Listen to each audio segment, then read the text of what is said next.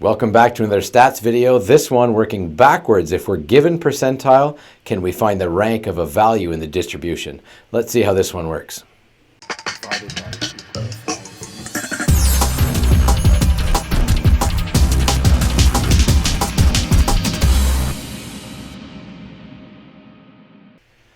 So now that we understand how to calculate the percentile of a score in a distribution, let's see if we can work backwards. If we're given the percentile, can we find out which score we're talking about within a distribution?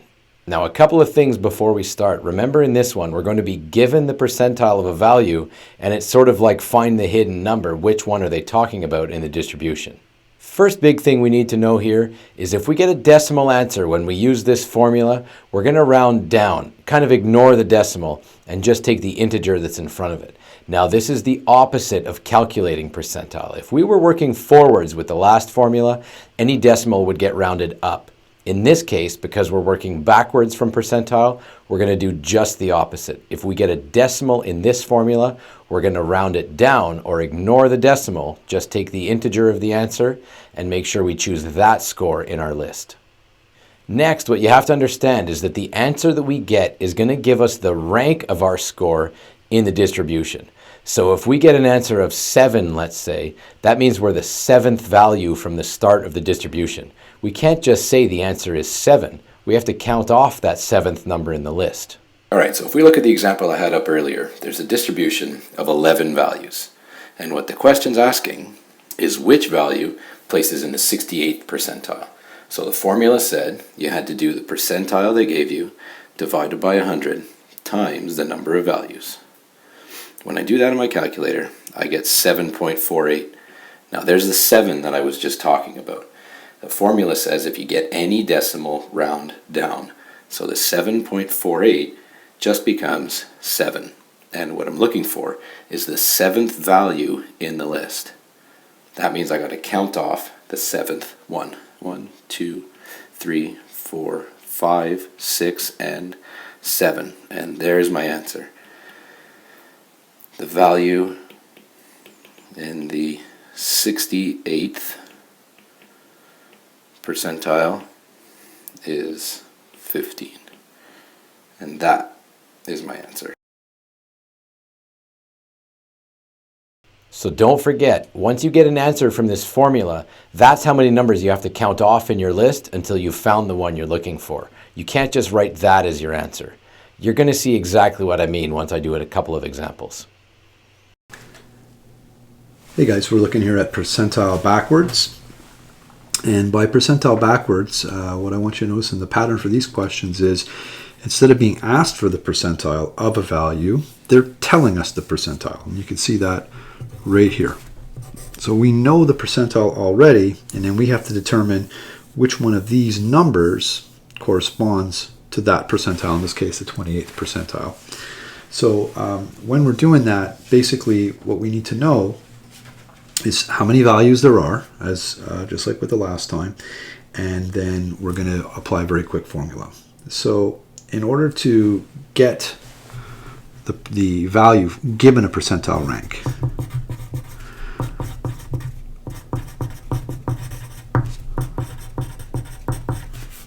right, when we're given that percentile rank, we're going to find that value in the following way. We're going to take the percentile, we're going to divide it by 100 to change it back into a decimal. We're going to multiply that by the total number of values there are in a set, and then we're always going to, and I mean always, going to round down.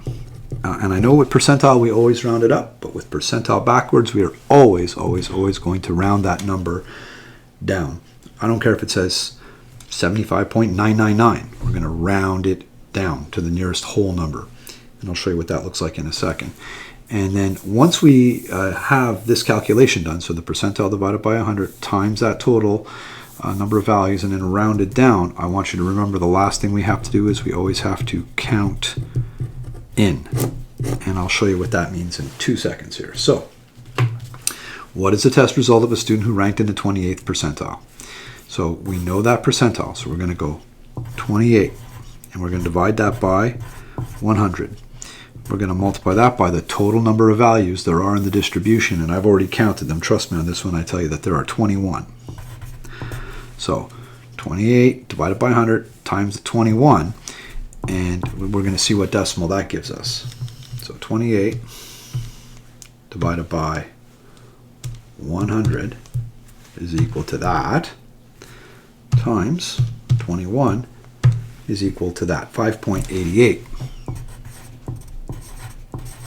Now I know, normally if we round this off, you're going to want to call that a 6. But when we're doing percentile backwards, we ignore the decimal. And basically, we just round it to the nearest whole number down, so 5. Now here's the next thing you need to be aware of. What you've just calculated is the position of your value. It's not the actual answer. The answer is not 5. The answer is the number which is in the 5th position. So that's why I have this note about count in. So we come back up here to the top, and now we're going to count in 1, 2, 3, 4, 5. And that value right there is your answer. In this case, somebody with a 65. Welcome to Percentile Backwards number 2. A survey was conducted asking people how many hours they slept in a given week, and their answers are listed below in increasing order. And once again, we know the percentile, right? We know that they've ranked in the 34th percentile. And so this is percentile backwards. All right, we've been given the percentile. So when we're given the percentile, we're going to take that percentile, 34, we're going to divide it by 100, just like we did the last time. We're going to multiply that by the total number of values. In this case, there are 19 values. And when we do that, we're going to get, I think it's 6.46. 34 divided by 100 equals times 19. Look at that, 6.46. Now, remember that 0.46 in working backwards gets eliminated, so we want the 6th value, right? The answer is not 6, it's the 6th value in the set. 1, 2, 3, 4, 5, and 6. So the answer is 52.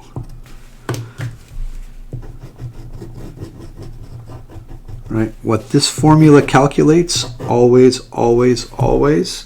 is the position of the answer from the data points that you have to go collect after.